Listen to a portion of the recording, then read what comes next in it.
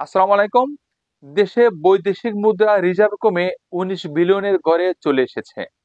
গত এক সপ্তাহের ব্যবধানে রিজার্ভের পরিমাণ কমেছে ১৯ কোটি ডলার।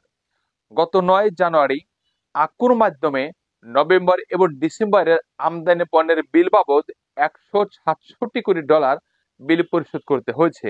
এই অ্যামাউন্টটা পরিশোধ করার কারণে রিজার্ভের পরিমাণ ২০ ঘরে থেকে ১৯ ঘরে চলে এসেছে, অর্থাৎ ২০ বিলিয়নের ঘর থেকে ১৯ বিলিয়নের ঘরে কিন্তু চলে এসেছে।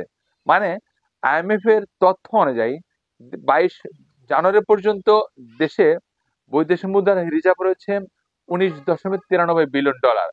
বাংলাদেশ ব্যাংকের হিসাব অনুযায়ী দেশে গ্রস রিজার্ভের পরিমাণ রয়েছে ২৫.২২ বিলিয়ন ডলার ২২ জানুয়ারি পর্যন্ত।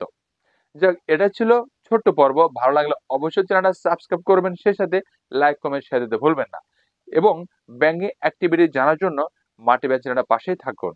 ভালো থাকবেন, সুস্থ থাকবেন। আল্লাহ হাফেজ।